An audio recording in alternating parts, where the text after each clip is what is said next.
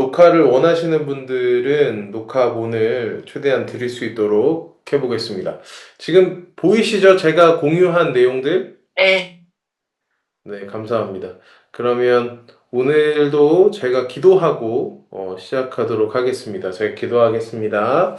하나님 감사합니다. 오늘 디모데학교 두 번째 시간을 갖게 해주심에 참으로 감사합니다.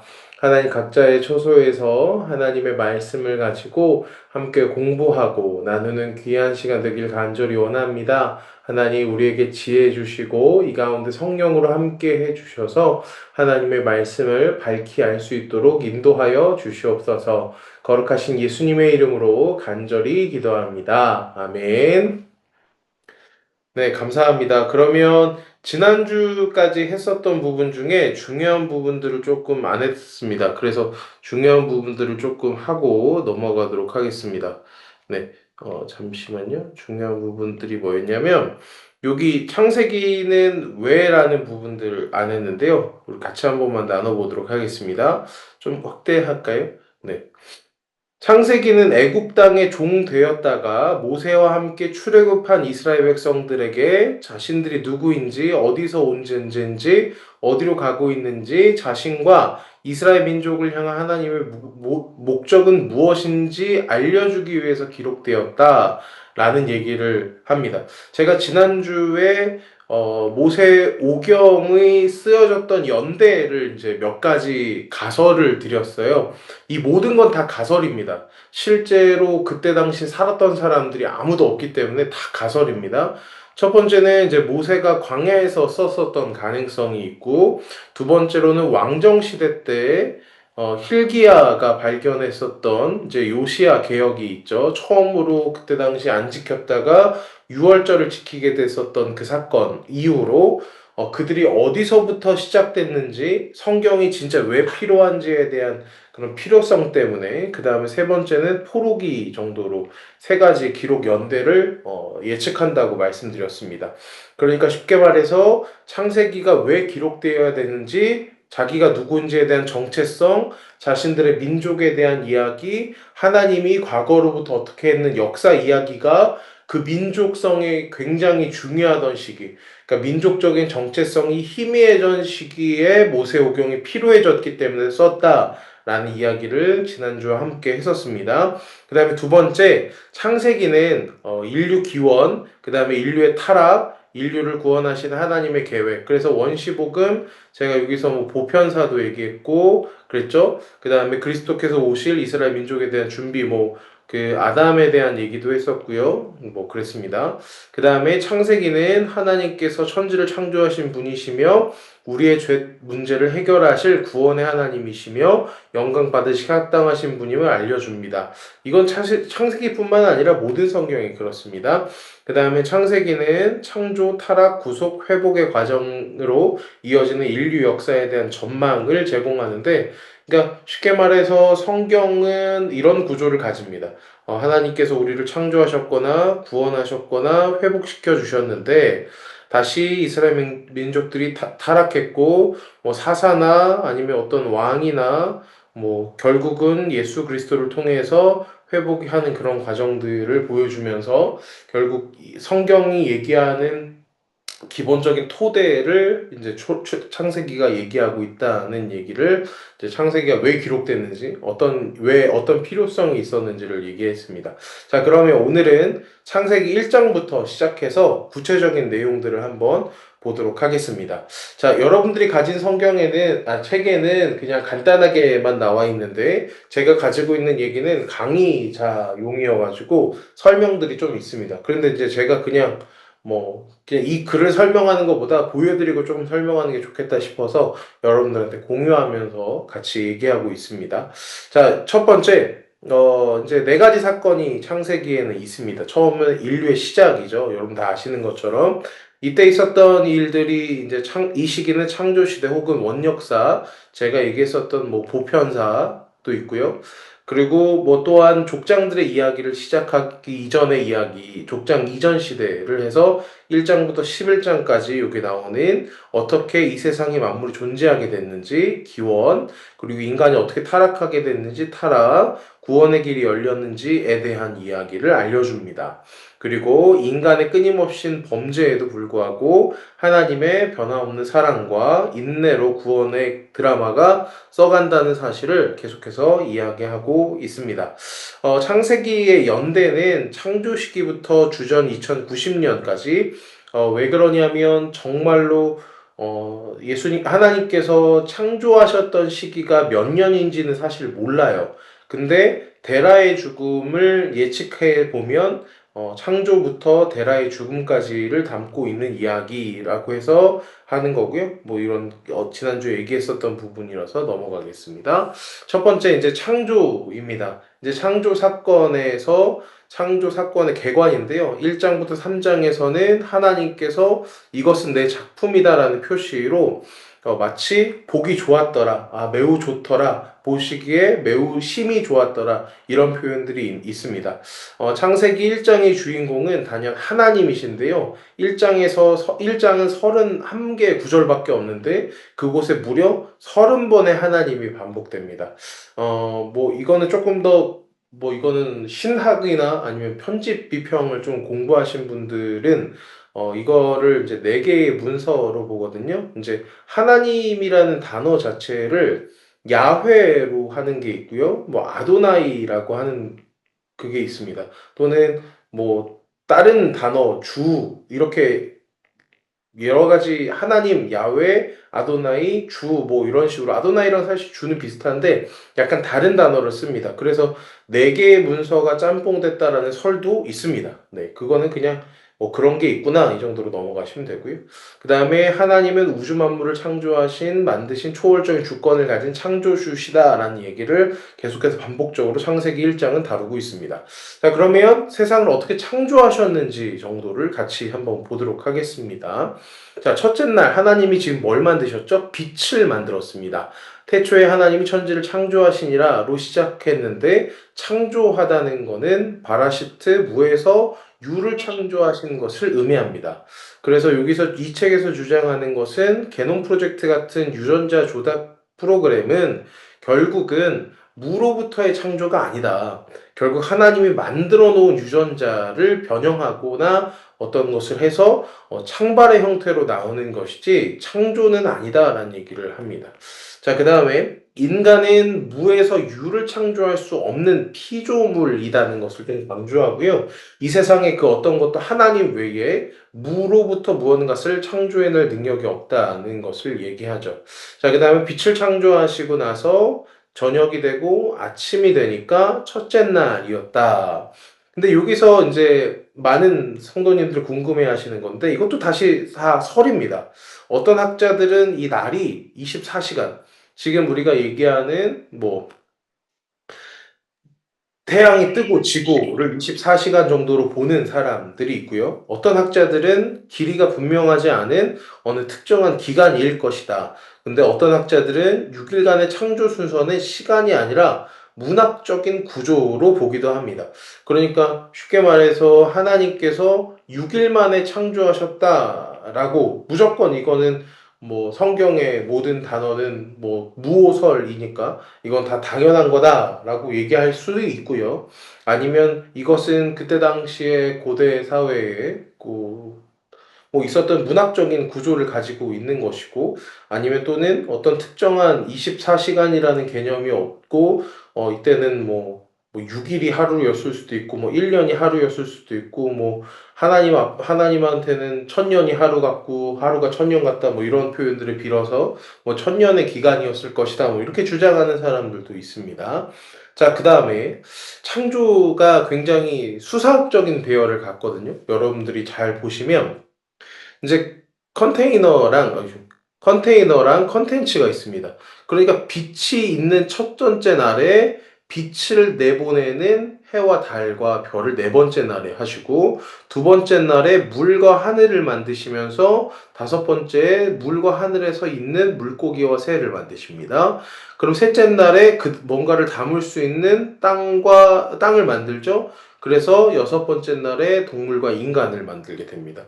그러니까 하나님께서는 그것을 담을 수 있는 것을 먼저 만들고 그곳에서 담을 거리를 그 후에 만들었다는 얘기를 이제 수사학적인 기법을 통해서 나열하고 있습니다. 여러분들이 생각하기에 이거를 좀 외우기 쉽게 하기 위해서 이렇게 좀 잘 정리한 거니까요. 가능하면 창조 순서는 외우시는 게 좋습니다. 뭐 이게 뭐 진화론적으로 맞냐라고 얘기하면 틀리죠, 당연히. 왜냐하면 성경은 진화론을 옹호하는 그런 책은 아니니까요. 하지만 이것을 외워두시면 나중에 어떤 성경을 보다 더 자세히 볼 수 있는 시각이 생길 수 있습니다. 자, 그 다음에 중요한 것은 하나님이 얼마의 기간 동안 창조하셨는가가 아니라 어떻게 창조했는가입니다. 그러니까 세상 사람들이나 어떤 과학이나 논리 안에서는 하나님이 얼마 동안의 정확한 수치를 달라고 하지만 성경은 이 수치를 옹호하고 수치를 말하려는 증거 자료가 아니라 하나님의 목적과 하나님에 대해서 이야기하는 것이 성경의 목적이라는 것을 좀 이야기합니다. 여기서 살짝 좀 다른 이야기를 한번 해볼게요. 그럼 성경은 무오하잖아요. 성경은 틀림이 없습니다. 저는 그 사실을 믿습니다. 근데 성경이 무오하다는 얘기에 너무 갇히면 어떤 일이 벌어지냐면 성경에서 증거하지 않은 것은 다 거짓이다라는 왜곡된 신념에 빠질 수 있어요. 성경에 안 나오는 거니까 그건 다 거짓이야. 성경에서 말하지 않으니까 그것은 다 거짓말이야. 라는 식으로 치부해버리는 건 굉장히 조금 이상합니다. 왜냐하면 성경의 목적 자체를 굉장히 오해하고 있는 거죠.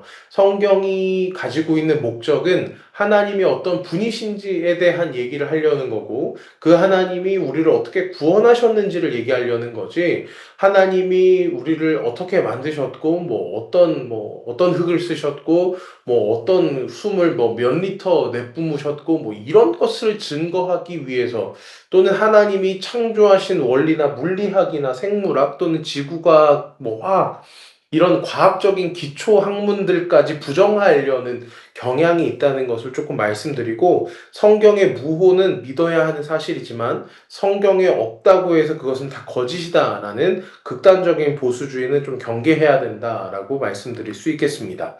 자, 두 번째 궁창을 부분입니다. 이제 궁창은 하늘 위의 물과 이제 아래의 물로 나누셨다라는 기록이 있습니다.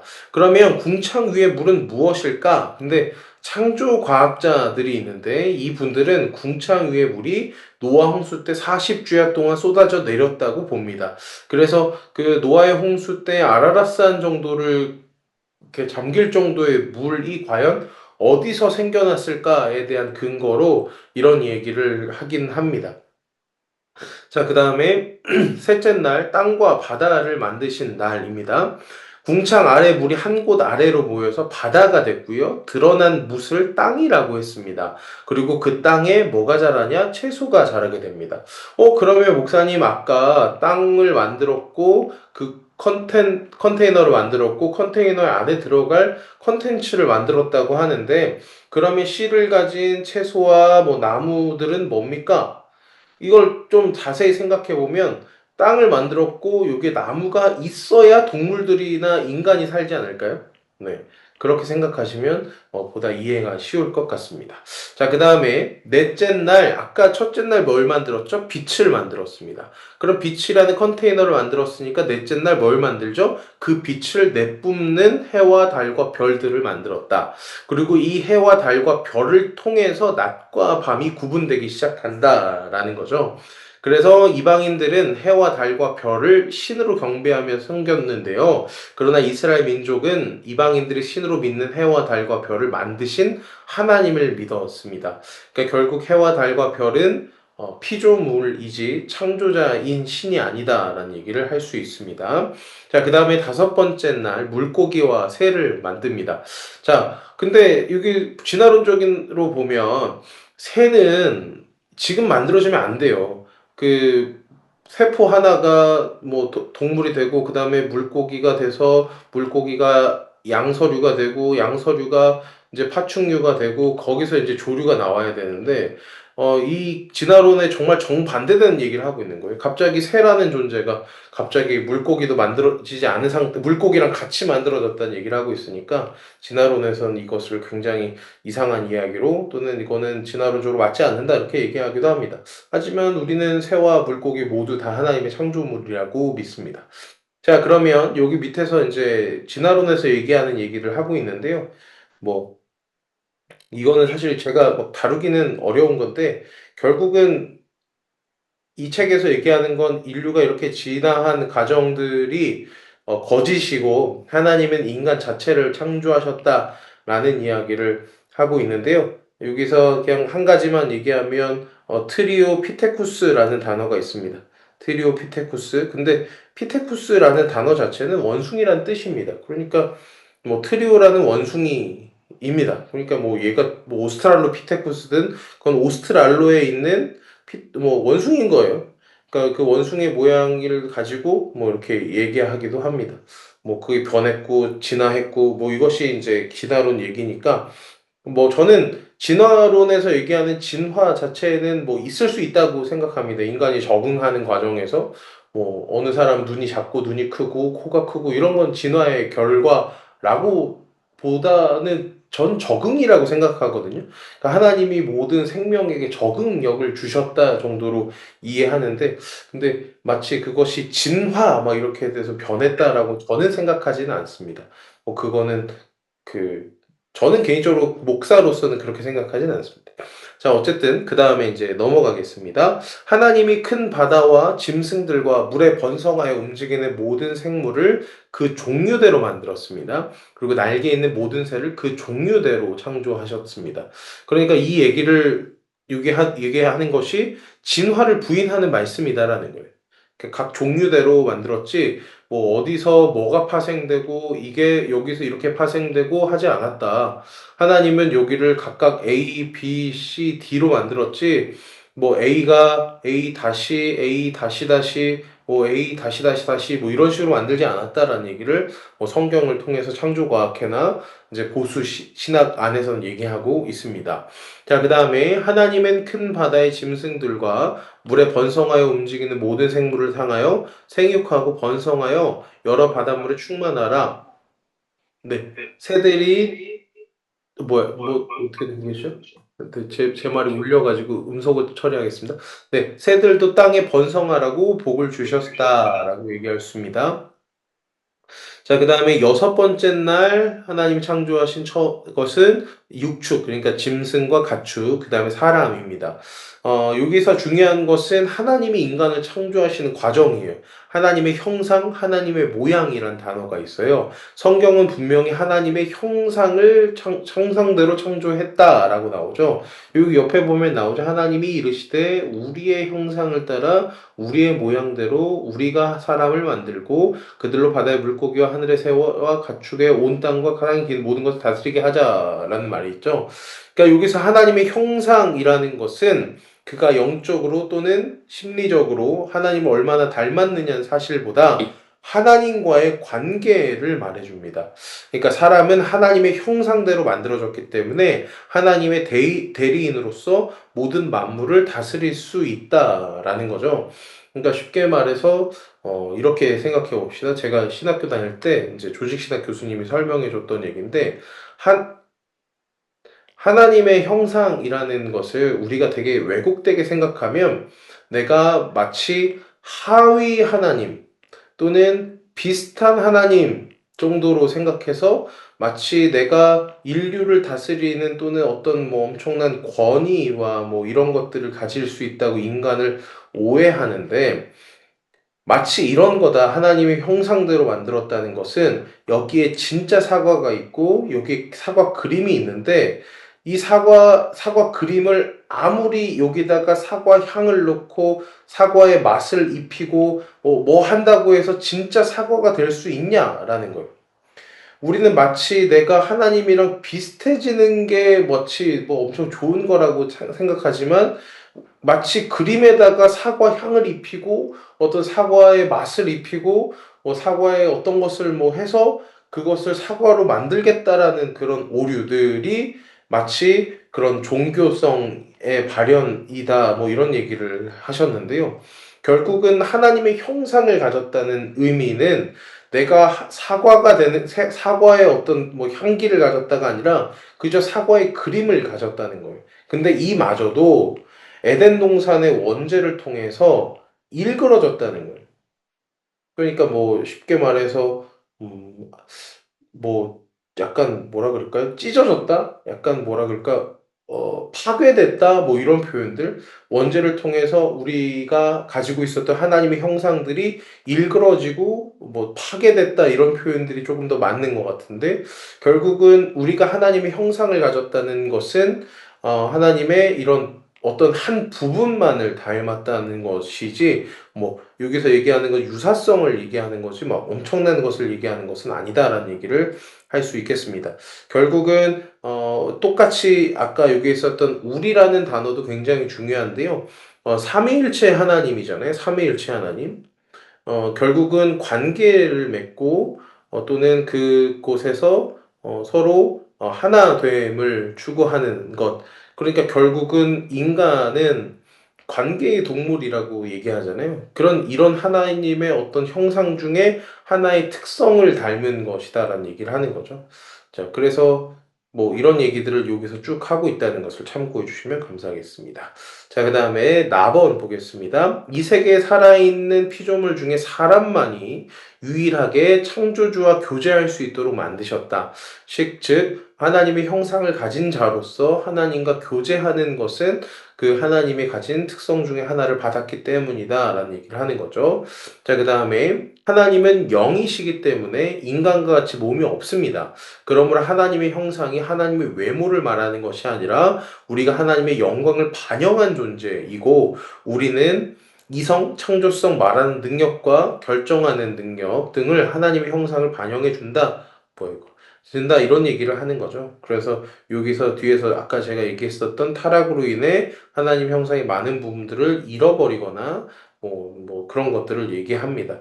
자, 그 다음에 이 뒤에도 인간의 가치는 어떤 것을 가졌냐, 어떤 것을 이루었냐, 얼마나 잘생겨고 멋있냐가 아니라 하나님의 형상을 지음받았다는 것 자체가 우리에게 가치가 있다는 얘기를 합니다. 그러니까 여러분들이 모두가 다 가치가 있으세요. 우리 모두는 다 가치가 있어요. 근데 그 이유가 하나님의 형상으로 지음받은 존재다라는 것 외에는 없다는 거예요. 그렇기 때문에 우리가 서로 사랑해야 되는 이유 또는 저 외부에 있는 사람들을 선교하거나 그들을 다시 교회로 또는 하나님의 나라로 돌아오게 해야 되는 이유 자체도 그런 겁니다. 마치 교회가 성공하기 위해서, 교회가 어떤 뭐 성장하기 위해서가 아니라 그들이 하나님의 형상을 가진 자이기 때문에 그렇다라는 것을 좀 성교적인 관점에서 이해하시면 좋겠다라는 얘기를 할 수 있겠습니다. 자, 그리고 사람은 창조의 정점에 해당하는 존귀한 존재다인데요. 이것은 이 뒤에 조금 더 설명해 드리겠습니다. 자, 그럼 인간에게 주신 복은 무엇인가? 앞에서 얘기했던 형상대로. 그 다음에 삼위일체 하나님의 증거. 제가 아까 얘기했죠? 우리가 뭐 우리의 형상, 우리의 형상 뭐 이런 것들을 얘기하죠. 복수주어입니다. 그리고 단수 동사고요. 그러니까 예수님의 창조 때 말씀으로 하나님과 함께 계셨다는 얘기를 요한복음에서 태초에 말씀이 계시니라 이런 얘기를 통해서 하고 있죠. 그럼 하나님은 이때 뭐 가만히 있었냐가 아니라 예수님은 하나님과 함께 동역하셨다라는 겁니다. 또한 하나님의 성령도 창조에 함께 하셨다는 것을 얘기합니다. 자, 그 다음에 보시기에 좋았더라라는 얘기가 있어요. 계속 성경에 나오죠. 하나님이 창조를 끝내시고 보시기에 좋았더라라는 얘기를 하는데 심히 좋았더라는 딱 한 번만 나옵니다. 어디 나오냐? 인간을 창조할 때만 나옵니다. 제가 앞서서 얘기했죠. 인간은 얼만큼 가치 있는 존재인지에 대해서 하나님께서 인간을 창조하시고 어떻게 반응하셨는지를 보면 하나님이 다른 것은 그냥 좋았더라지만 인간만 보고 심히 좋았더라라고 합니다. 그러니까 이것을 이렇게 조금 표현하면 좋을 것 같은데요. 이건 진짜 이게 단적인 비유예요, 비유. 이게 정답은 아니고 화가가 그림을 막 그리고 있었어요. 그림을 막 그리고 있어서 막 이렇게 그림에다가 막 그림을 막 그리다가 이제 완성을 딱 했어요. 근데 이 화가가 생각했던 대로 상상했던 대로 준비한 대로 그것이 모두가 다 됐어요. 그럼 이 화가가 마지막 딱 한 획을 딱 긋고 나서 뭐라 그럴까요? 됐다라고 하죠. 됐다. 다 됐다. 완성. 이 의미가 심히 좋았더라입니다. 결국 인간을 창조하신 것이 하나님의 창조의 완성이었다는 얘기를 하고 있는 거고요. 그래서 우리가 어떤 존재인지에 대해서 생각해 볼 때 하나님이 나를 창조하셨다. 그냥 하나님이 나를 만드셨다. 이 정도의 감동보단 하나님이 나를 지으시고 하나님이 우리를 지으시고 심히 좋았더라라고 하며 마치 하나님의 창조가 완성됨에 큰 기쁨을 느끼셨다. 이렇게 다가온다면 우리가 어떤 존재인지에 대해서 조금 더 생각할 수 있게 될 것 같습니다. 자, 그 다음에 요거는 이제 넘어갈게요.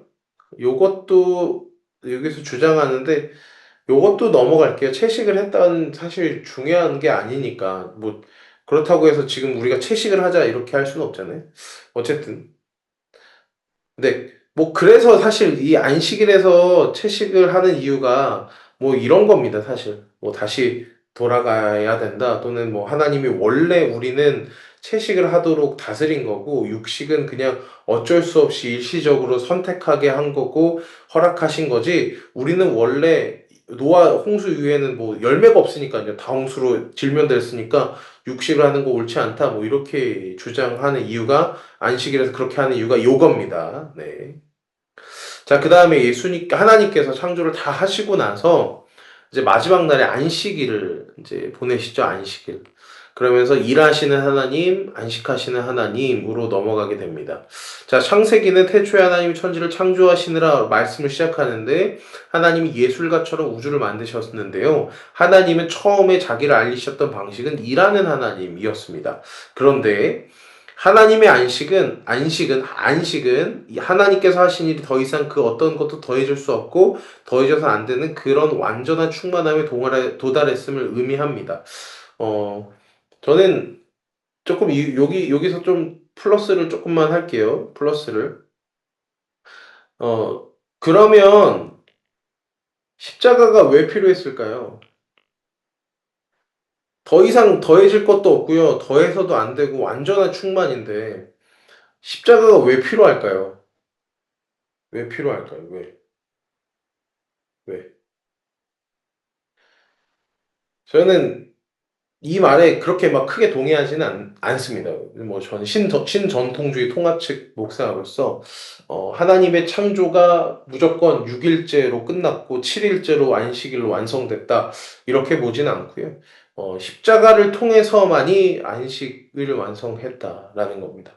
그러니까 예수님이 십자가에서 금요일 날 돌아가시죠. 그래서 우리는 성금요일을 지킵니다. 자, 그러면 토요일은 뭐죠? 원래 안식일이었습니다. 그러면 주일은 뭐죠? 주일은 주의 첫날, 한 주의 시작, 그리고 예수님의 부활의 날. 그래서 우리는 예수님의 날 이래서 주일이라고 합니다. 그런데 안식일에 예수님은 그 무덤에 있었습니다. 그리고 안식 후 첫날 부활하셨습니다. 그러면 저는 이것을 이렇게 해석할 수 있습니다. 예수님이 부활하신 후에 모든 날은 안식일이다.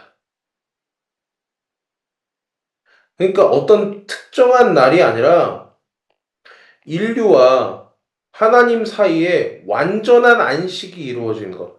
결국 이 십자가의 날과 부활을 통해서 하나님의 창조와 예수님의 창조와 구속사가 완성됐고 이후로 성령의 사역이 시작됐다. 라고 저는 생각합니다. 그러니까 뭐 완전한 충만함, 네, 좋습니다. 하나님의 창조는 완전합니다. 하지만 진정한 완성은 예수 그리스도의 십자가를 통해서 완성되었다라고 저는 신앙적으로 고백할 수 있습니다.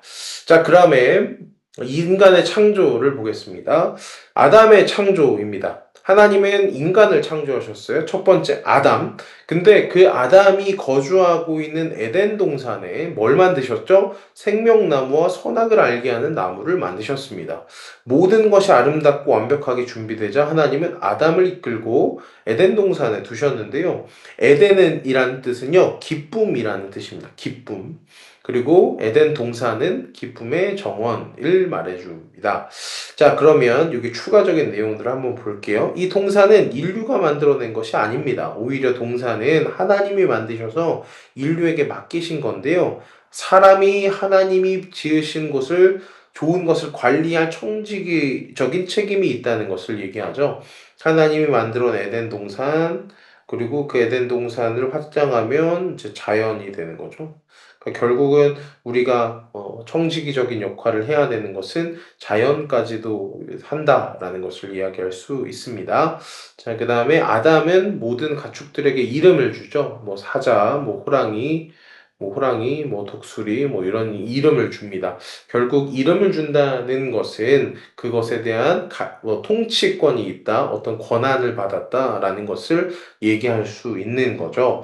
자, 그러면 4번 에덴 동산의 위치를 고고학적으로 보면 여기 그뭐 유프라테스 강 수원지 근처고 정확한 것은 알 수 없고 노아 시대 홍수로 이것이 뭐 파손됐고 뭐 두 강이 존재하는 것이 위성 사진으로는 보이지만 지금이 말라 있어서 그 에덴 동산을 표현하는 뭐 비손강, 기혼강, 유브라데스 강, 뭐 이런 것들이 티그리스 강 이렇게 가지고 이 네 강이 있는 그곳에서 이렇게 수원지를 찾곤 하는데요.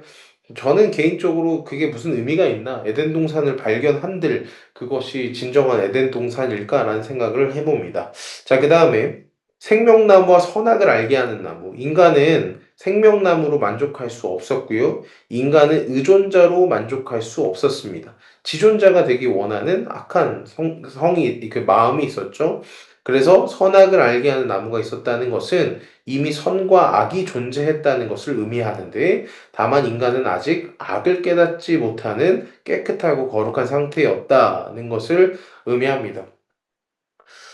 이것을 그냥 조금만 더 설명을 할게요. 이거는 이제 보수 신학에서 얘기하는 거고요. 저는 개인적으로 얘기하려고 하는 것은 생명나무와 그럼 선악을 알게 하는 선악과가 왜 있었을까? 왜 있었을까입니다.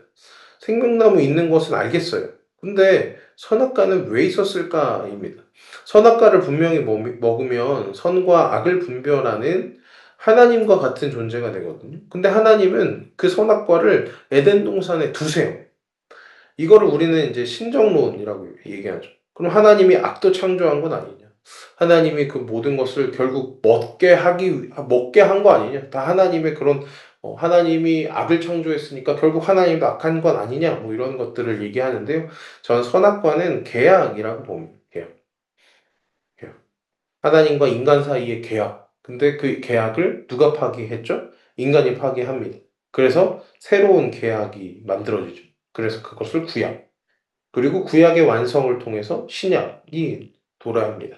결국 하나님과 인간이 맺었던 첫 번째 계약이 파기되고 두 번째 계약인 구약을 통해 하나님은 그 약속을 지키십니다. 그 다음에 신약을 통해 새로운 약속을 하시죠. 결국은 선악과는 계약을 상징하는 것이지 하나님이 인간을 타락시키기 위해서 만들었다라고 생각하지 않습니다. 자, 그 다음에 하와를 하나님께서 창조하시죠. 뭘로 창조하시죠? 아담의 갈빗대로 창조합니다. 근데 하나님이 이 여자를 창조하신 목적 자체가 뭐죠? 돕는 배필로 창조하십니다. 뭐 이제 여기 여성분들이 많아서 뭐 이걸 뭐 여성 신학적으로 또는 얘기하면 굉장히 복잡한 얘기지만 결국은 하나님께서 여자를 하위 존재로 만들었다가 아니라 남자와 여자가 동등한 위치에서 서로 돕고 돕는 역할로 만들어졌다는 것을 얘기하게 할 수 있습니다. 자, 그 다음에 성경에서 얘기하는 진정한 결혼입니다. 남자가 부모를 떠나고요. 그 아내와 합쳐서 연합해서 한 몸을 이루는 것. 그것이 바로 결혼입니다. 이것을 조금 더 다르게 얘기하면 인간이 하나님과 연합하고 하나가 된다. 어떻게 보이시나요? 결혼이라는 것은 결국 하나님의 구속사적인 이야기를 담고 있다는 엄청난 저는 결론에 사실 이르거든요. 그래서 결혼 준비하면서 결혼에 대해서 묵상하고 공부할 때, 아, 결국은 나라는 존재와 또는 아내나 또는 남편으로서 한 몸을 이루는 것을 통해서 우리는 하나님의 구원을 연습하는 거다. 또는 하나님의 구원을 경험하는 것이다. 입니다. 그래서 여러분들이 뭐 어떻게 생각할지 모르겠지만 여러분들의 가정은 사실 하나님의 구원에 경험하는 예비 장소입니다. 그래서 혹시 가정에서 아직 하나님의 구원을 경험하는 예비함이 없다면 다시 한번 하나님의 구원을 경험하게 되는 놀라운 은혜가 있기를 주님의 이름으로 축원드립니다. 웃고 계시는 분들이 몇 분 보이셔서 네. 자, 그다음에 이건 좀 넘어가고요. 타락 얘기를 좀 보겠습니다. 타락. 하나님이 만들어 놓은 인간이라는 걸작품이 망쳐지는 사건이죠. 하나님이 창조하시니 보기에 좋아하셨고, 그 아름다운 세상을 우리 손에 맡겨주셨는데, 지금 우리는 이 세상에 대해, 인간에 대해 만족하지 못합니다. 왜일까요? 우리는 하나님의 뜻을 거역하고 범죄함으로 말미암아 비극적인 결과를 가져왔기 때문입니다. 그러면 인간의 타락, 죄는 어디서 왔을까요? 하나님이 만드신 세상을 보기에 심히 좋았던 세상입니다. 그러나 창조 후에 인간이 타락하기 전에 이미 악이 존재했고요. 타락한 천사들도 이미 존재했습니다. 저는 죄라는 것은 뭐 어떤 악이 존재했다 이거보다 성경의 그냥 원어적인 해석을 그대로 하면요. 죄는요, 빗나가다라는 뜻이에요. 여기 관역이 있어요. 여기 관역이 있어요. 화살을 쏘면, 화살을 쏘면 여기 관역에 맞아야 돼요. 근데 그 관역을 빗나가는 것을 죄라고 히브리서 원어는 얘기하거든요. 결국 이 죄라는 것은 하나님이 원하시는 방향, 하나님이 원하시는 바가 아닌 것을 죄라고 할 수 있습니다.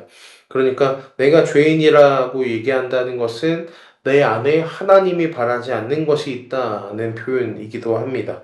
자, 그 다음에 그 죄를 짓게 하고 타락하게 한 것이 뭘까요? 뱀입니다.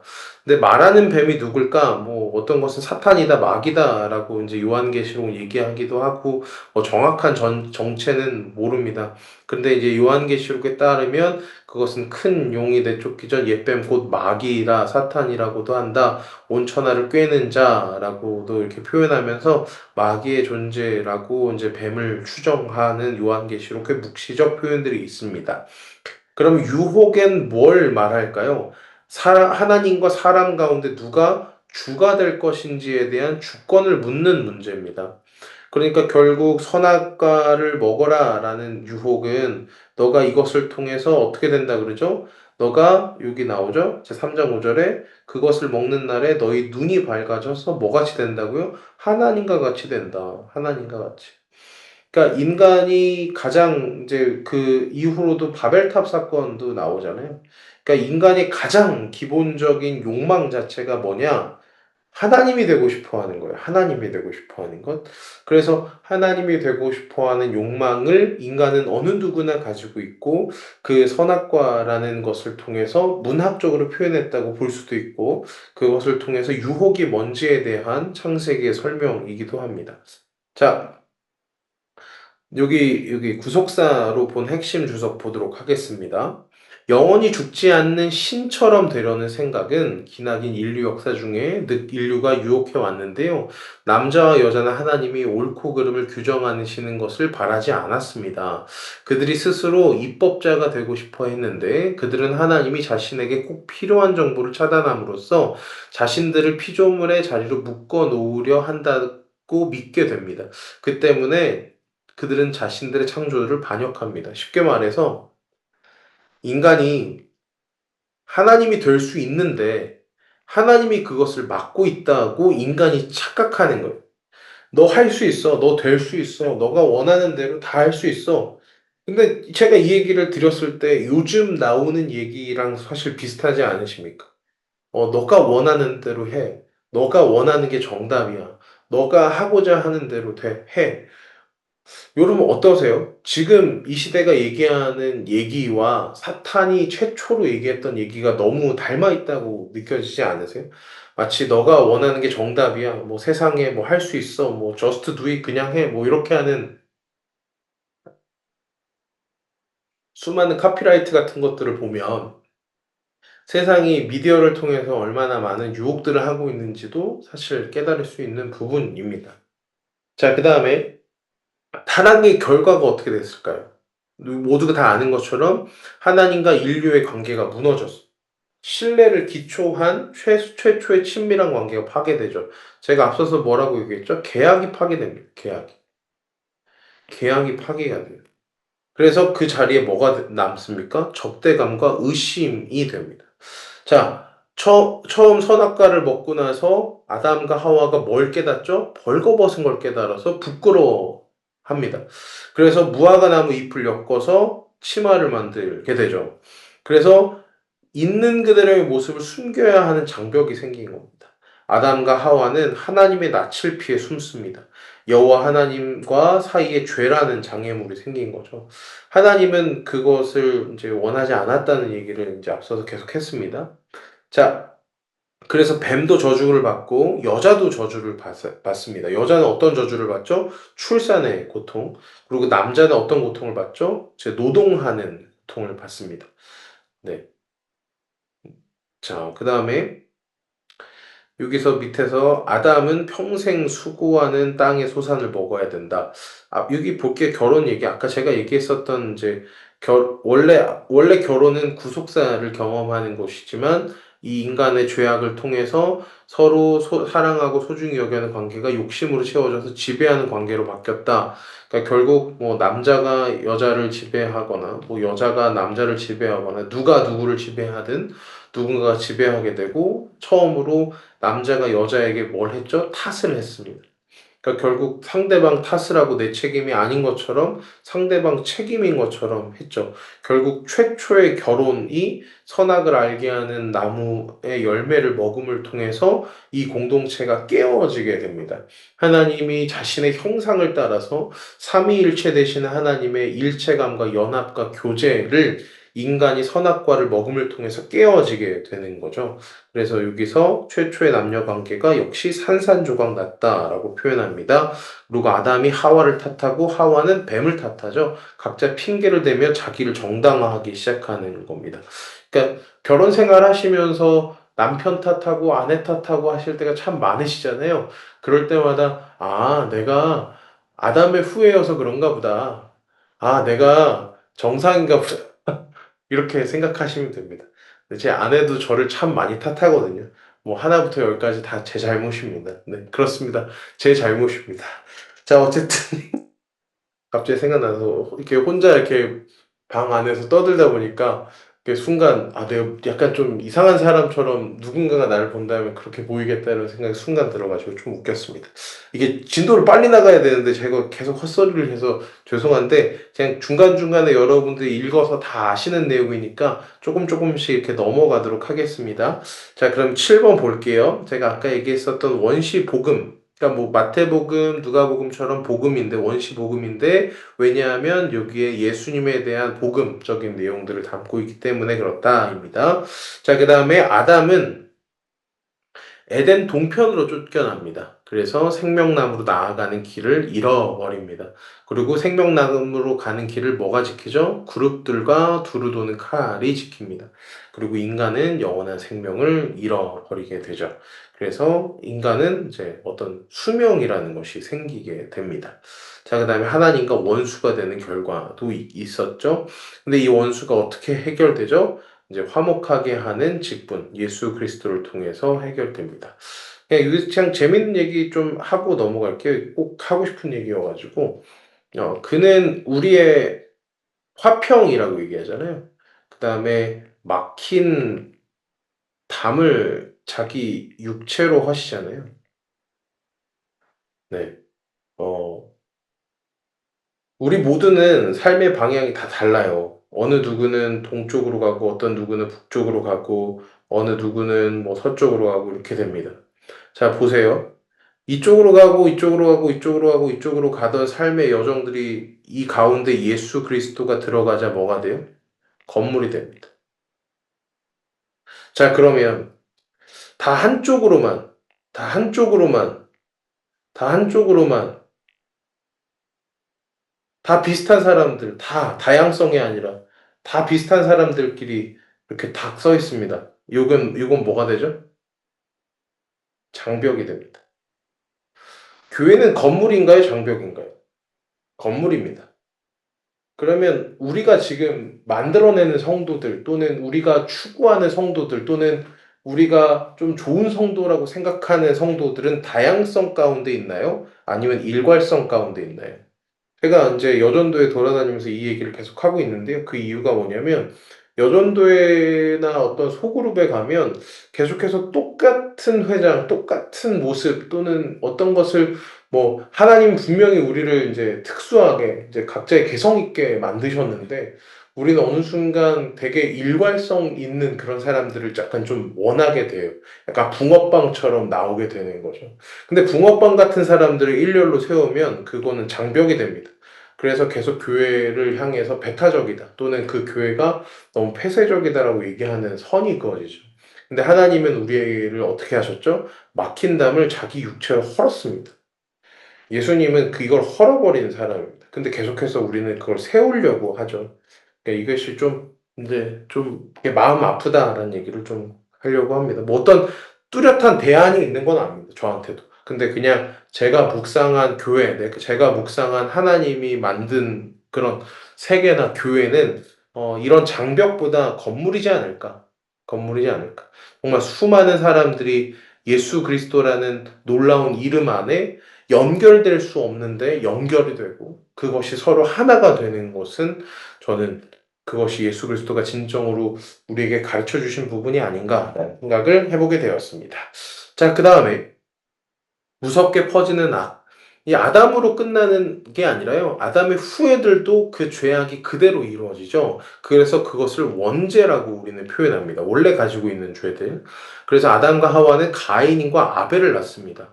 근데 이 가인과 아벨은 서로 어떻게 되죠? 가인이 하나님이 자신의 제사를 받지 않고 아벨의 제사만 받는다. 이래서 시기에서 이 아벨을 죽이고 맙니다.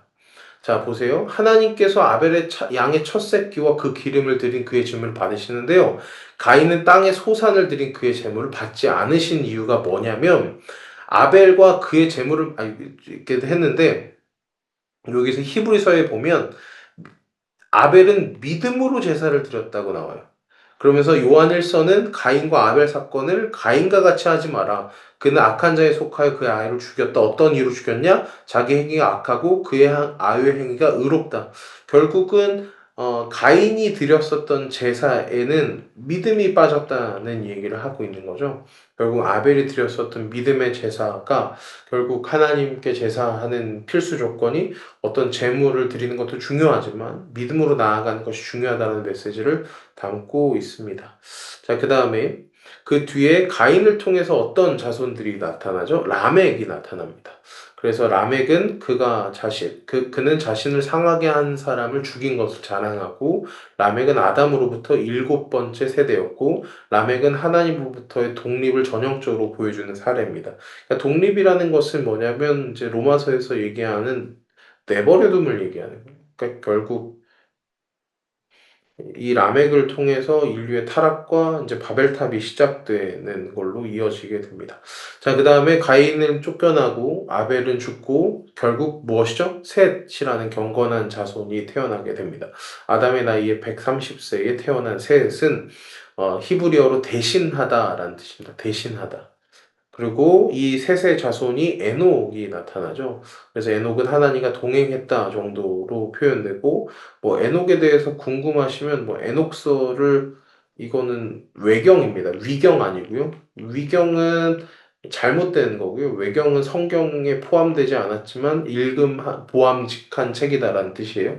네, 위경은 안 됩니다. 뭐 예를 들어서 여기에는 뭐 마리아 복음도 있고 도마복음은 요즘 가끔 뭐 사람들이 이제 외경 쪽으로 막 널려는 카톨릭의 노력들이 있습니다. 어쨌든 그렇습니다. 자, 오장은 단순히 생물학적인 차원에서 사는 것이 아니라 하나님을 위하여 사는 것을 분명하게 구별하고 있습니다. 자, 인간이 여기 나오죠? 969세 누가 살았죠? 무드살셀라. 사라가 969세까지 살았습니다. 노아는 960세까지 죽었습니다. 노아는. 최초의 인간인데 무드셀라가 더 오래 살았어요. 자, 그런데 홍수 이후에 노아의 그 족장들의 수명이 급격히 줄어요. 이제 홍수 이후에 노아도 금방 죽고 그 뒤에 죽었는데 뭐 학자들은 홍수로 인해서 환경이 많이 변했다라고 주장하게 되죠. 또는 하나님께서 시편에 보면 인간의 어떤 수명을 120세로 뭐 이렇게 정하셨다 뭐 이런 표현들도 있습니다. 자, 그다음에 홍수 심판 얘기를 보겠습니다. 오늘은 좀 이제 시간이 별로 없어서 좀 빨리빨리 해야 되는데 어떡하지? 시간이 너무 빨리 갔네. 네, 요게 홍수 심판 얘기까지만 잠깐만 하고 이제 오늘 여기서 정리하겠습니다.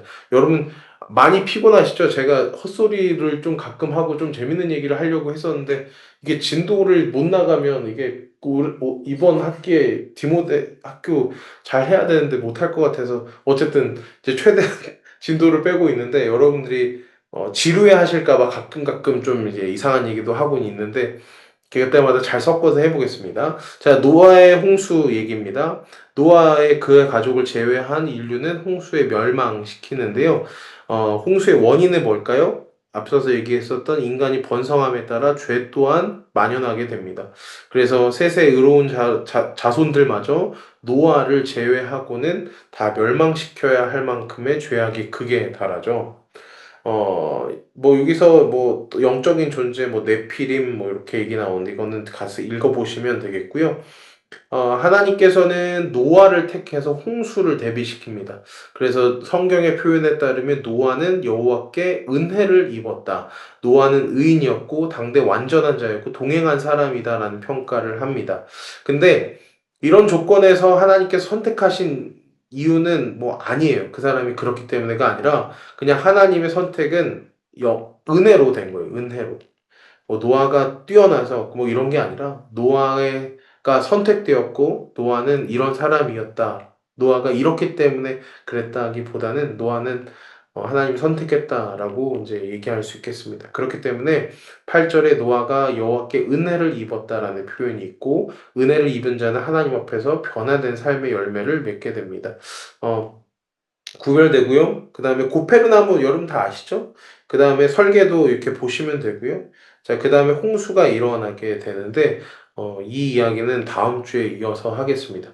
자, 그러면 제가 이제 곰곰이 생각해 봤는데 이게 지금 제가 이렇게 한 시간 동안 이렇게 죽어라는 아니지. 이렇게 막 되게 열심히 강의하는 게 이게 여러분한테 어떻게 들리는지 사실 피드백이 되게 궁금해요. 이게 잘 들리시는지 집중이 되는지 또는 이게 오프라인 강의면 이렇게 만나 뵙고 여러분의 표정만 보면 사실 알잖아요. 이 사람이 잘 듣고 있다 이렇게 아는데 이게 줌이고 사실 마이크를 켜서 중간에 질문하기도 어렵고 하니까 마지막에 좀 이제 생각들을 나누고 좀 질문할 수 있는 시간을 좀 가지면 어떨까 싶어가지고 제가 최대한 50분에 마치려고 했는데 2분 조금 지났습니다. 근데 여러분 혹시 질문하실 거리 있으면 진짜 편하게 하셔도 됩니다. 뭐 누가 이상하게 생각할 있을 수도 있겠지만 진짜 편하게 말씀하셔도 됩니다.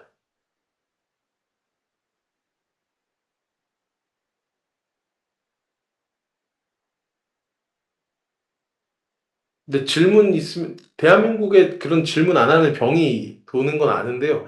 그래도 질문거리가 있으시면 아니면 카톡으로 남기세요. 네, 제가 최선을 다해서 대답해 드릴게요. 질문거리 있으면 이런 질문 해도 돼 싶을 정도 있으면 하셔도 됩니다. 네. 그러니까 너무 걱정하지 마시고 하셔도 되는데 아 이거를 만나 뵙고 이게 OT 때 다 설명을 드렸어야 되는데 네. 예. 다 설명을 드리지 못해서 네, 너무 네. 혹시 질문 없으세요? 아니면 느낀 점을 좀 하시는 거 아니면 제가 방을 나눠 드릴 테니까 각자 얘기하실래요? 제가 나눔을 좀 그러니까 질문을 안 하시면 나눔을 하셔야 돼요. 근데 그냥 제가 방 할당할 테니까 거기서 느낀 점 얘기하시 겠습니다. 예. 그럼 제가 기도하고 마치고 진짜 임의로 한 방에 3명에서 4명씩 배부가 될 거예요. 그러면 3명에서 4명이면 줌으로는 소통이 가능하거든요. 그래서 그냥 느낀 점 얘기하시고 이 디모데 학교를 들으면서 또는 이런 생각이 들었고 오늘 강의를 들으면서 이런 느낀 점이 있었다. 뭐 이런 얘기를 나누시면 됩니다. 자, 그럼 제가 기도하고 마치고 제가 소회의실을 나눠 드릴 테니까 꼭 나눔하고 끝내시면 감사하겠습니다. 제가 기도하겠습니다. 하나님 감사합니다. 오늘 디모데학교 두 번째 시간 사실 제가 잘했는지는 잘 모르겠습니다. 그냥 진도도 잘 나가려고 했고, 하나님의 말씀도 최대한 말하려고 했었는데, 주님, 부디 부족한 종의 입술에서 나간 말이지만, 이들에게 정말 하나님의 말씀으로 들리게 하여 주시고, 하나님 동일한 성령으로 일하시니, 동일한 깨달음 또한 허락하여 주셔서, 이들의 신앙 가운데 더욱 풍성한 하나님을 경험할 수 있게 하여 주시옵소서. 거룩하신 예수님의 이름으로 간절히 기도합니다. 아멘. 자, 그러면 제가 방을 이제 3명에서 4명 정도로 해서 나눠 드릴 테니까 꼭 누구를 만날지 저는 전혀 모릅니다. 그래서 꼭 나눔하시고 돌아가시면 감사하겠습니다.